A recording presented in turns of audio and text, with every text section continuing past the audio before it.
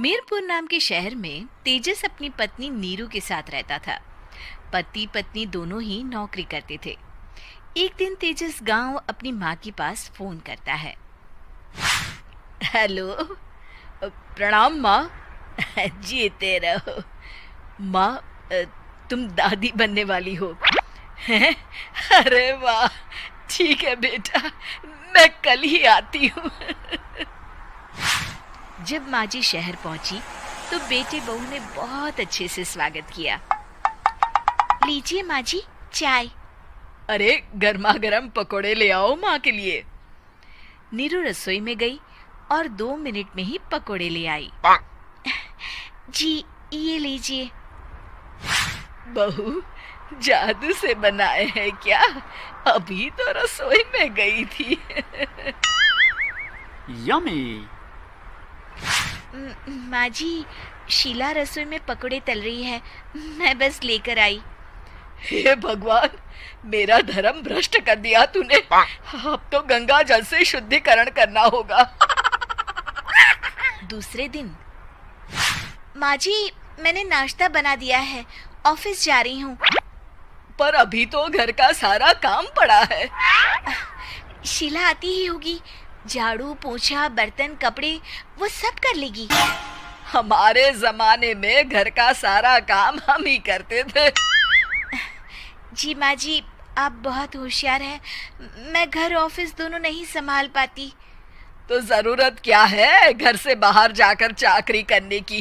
वैसे भी घर का काम खुद करने से घर में बरकत आती है, समझी? पर माँ जी। पर वर कुछ नहीं, इस महीने की पगार मिले फिर ऑफिस बंद। हाँ। रात को नीरू तेजस से कहती है, सुनिए जी, माँ जी बोल रही थी कि मैं नौकरी छोड़ दूं। वैसे ठीक ही तो है, अभी तुम्हें आराम की जरूरत है। फिर भी आराम कहाँ, शीला को छुड़ाने के लिए बोल रही थी। तो अब 24 घंटे में इतना काम तो कर ही सकती हो। पर जॉब पसंद है मुझे, घर पर मन नहीं लगेगा। अगले दिन जब दोनों ऑफिस के लिए निकल रहे थे, मेरी तो कोई कीमत ही नहीं है इस घर में। माँ जी, आजकल महंगाई बहुत है, रहन सहन भी बदल गया है, दोनों नौकरी करते हैं तभी ठीक रहता है। अच्छा, तू कहना क्या चाहती है? मेरा बेटा तुझे बिठा के खिला नहीं सकता? तू ही इस घर का खर्च चला रही है, हैं? नहीं माँ जी, मेरा वो मतलब नहीं था। मतलब खूब समझती हूँ, ये बाल धूप में सफेद नहीं किए मैंने। हाँ। अब तो ये रोज का काम हो गया था। तेजस भी रोज की झिकझिक से परेशान हो गया था। एक दिन उसने कहा, नीरू, वैसे भी तुम्हें मैटरनिटी लीव मिलने वाली है, तो अभी से ही छुट्टी ले लो। पर क्या, मेरी सैलरी अच्छी खासी है। आखिर नीरू ने रिजाइन कर दिया।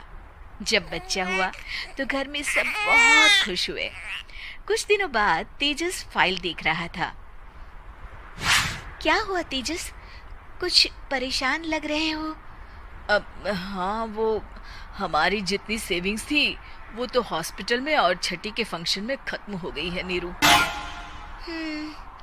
और अभी वैसे मंदी चल रही है तो मैं बोल रही थी कल मुन्ना को हेपेटाइटिस का टीका लगवाना है।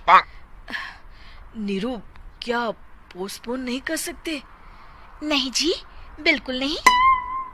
अब तेजस को समझ में आ रहा था कि उससे गलती हुई है।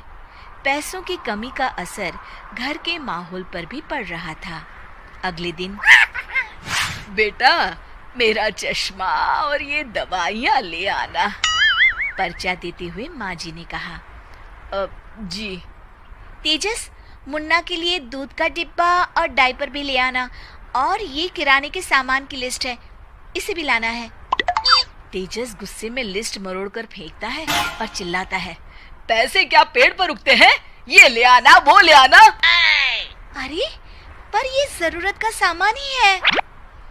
वो गुस्से में बिना कुछ कहे ऑफिस चला गया। अरे लंच तो ले जाइए।